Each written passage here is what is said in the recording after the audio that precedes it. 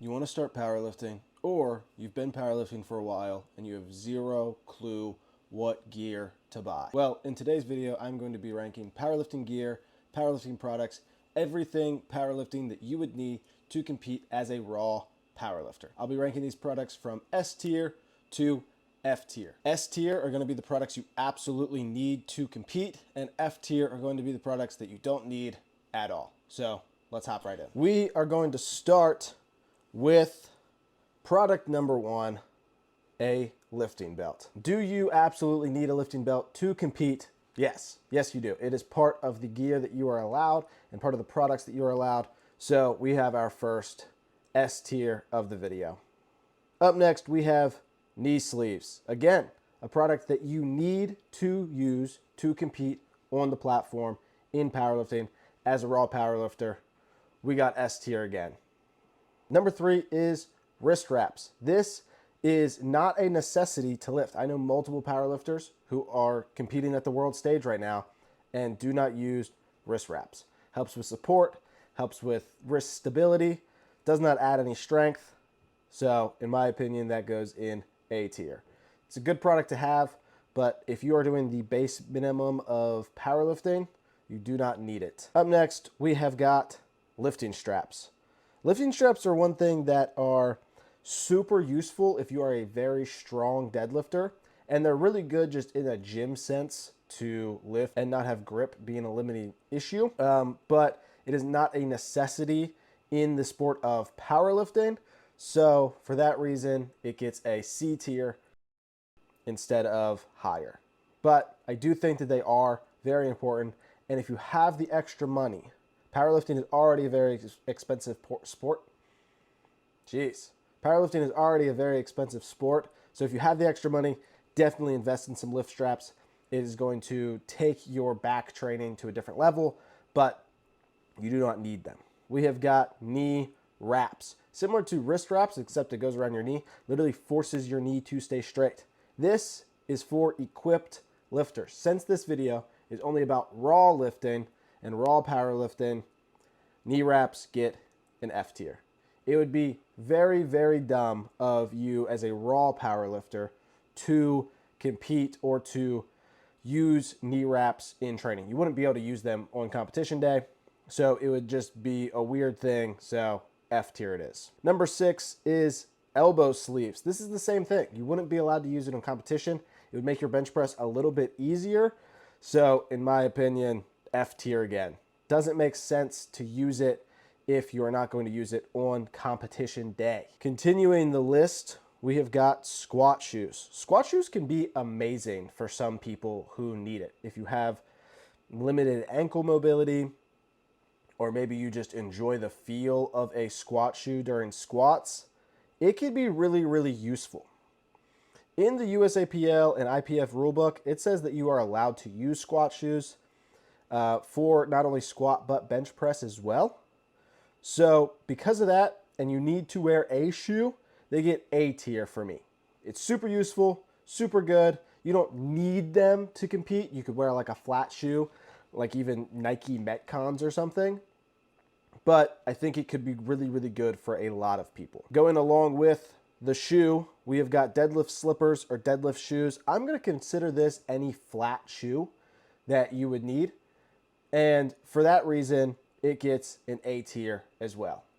You need to use some sort of shoe to compete in powerlifting. They're not too, I know people who compete in Converse and Vans. I compete in a barefoot shoe with a wide toe box, but for the purpose of you need something to use, they get A tier as well. Most people use both squat shoes and flats. Now we're moving into some of the more nitty gritty stuff. We got chalk up next. Chalk is a powerlifter's best friend.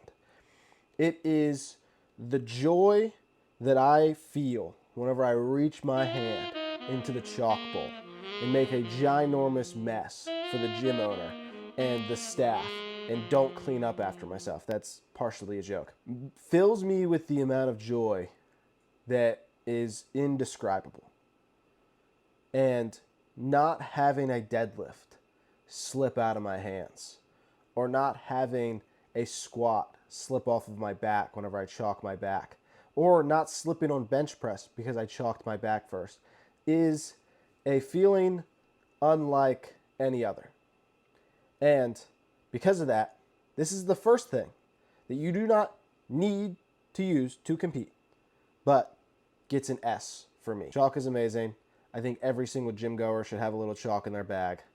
Get that moisture off your hands and roll. In the same kind of category of usable products, we have got ammonia inhalants or smelling salts. This is one that I've never experimented with myself. I've never used smelling salts or ammonia in training or during competition. I don't know how I would react to it. It doesn't seem like something that I would enjoy. I know a lot of people do enjoy it. It helps them kind of get in that headspace, helps them get hype, raises that blood pressure, kind of kicks in your fight or flight response. And because of that, because so many people use it as a marker of it is time to go crazy, I'm gonna put it at B tier. I think that is a good place for it. Not a necessity, but not a complete waste of time either. There are scientific backed evidence that smelling salts does improve strength and performance. Now back to some of the wearables. We have got a singlet. You need to wear a singlet to compete in the sport of powerlifting. Because of that, you know where it's going. It's going in S tier. But there is a caveat to this. Only good singlets get into S tier. Yes, you need a singlet to compete. There are a lot of trash singlets out of there. I am not going to mention any brands that are trash. I will mention some brands that are very, very good. A7, SBD, and Rebel, those are pretty decent.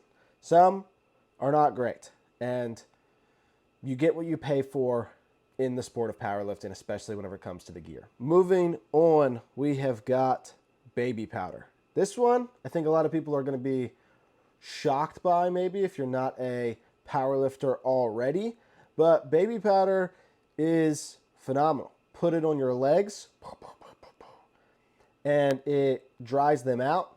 So if you're sweaty or if your skin is naturally oily or sticky, dries them out for deadlifts so that the bar can slide up them without getting stuck on your skin.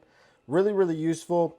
I know that it's probably more useful for sumo pullers compared to conventional pullers, but baby powder has saved me in so many training scenarios and competition scenarios where that bar would have gotten stuck and it slid right up because of baby powder, because it directly correlates to powerlifting and improves your ability to be a powerlifter. It gets B tier for me. Back into some things that you need to use to compete, we have got deadlift socks. Deadlift socks are basically just a way to make the sport a little bit safer, not on the lifter, but on the other lifters. Deadlift socks are covering your shins, so if you pull a deadlift and it ends up cutting your skin, your blood does not get on the bar and therefore does not spread diseases and gross people out and be disgusting. Because it is in the rule book that you need to wear socks above a certain length, they get S tier. Number 14, we have got a mouth guard or mouthpiece. This is one that is a little bit strange to some people. Mouthpieces are phenomenal. I use one in my training and I will never stop using one. There are some studies to show that it can improve strength and improve power output due to the fact that you are clenching your teeth down on something. It also makes your neck and jaw in a very safe position, in a very stable position to push really, really heavy weight. I enjoy using it. It is not necessary for the sport of powerlifting, but I think it's something that if you have the extra money and you would like to experiment with, I think you definitely should if you want to take powerlifting that much further in your powerlifting journey. So I think it's a great investment. I use one. For me, it's going in B tier. Now we're moving into the things that are not necessary. And it's only not necessary because we are talking about raw powerlifting. We've got a squat suit up next. A squat suit actually compresses your body so that you are acting as a spring And then whenever you drop into the hole, it forces you back up, similar to knee wraps. It would be really, really silly for a raw powerlifter to use a squat suit. So it's going in F tier. Same vibe, we got a deadlift suit up next. Deadlift suit does the exact same thing as a squat suit does, just in a different degree of strength and a different area of the body it compresses. So deadlift suit is in the same boat. It would be really, really silly for a raw powerlifter to use a deadlift suit during training because you cannot use one for a competition. Just like it would be really, really silly for an equipped lifter to not use those during training and then try to use them on competition day. It just wouldn't make sense. Deadlift suit, F tier. And in that same exact category, bench press shirt, which is an insane idea to me. Equipped lifting in general is just absolutely insane to me. I don't understand it, and it's very, very strange.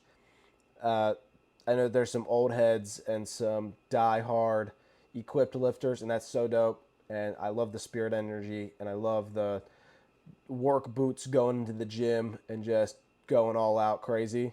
It's dope, but bench press shirt is F tier again. Now, the little caveat that I had to sprinkle in there, a powerlifting coach.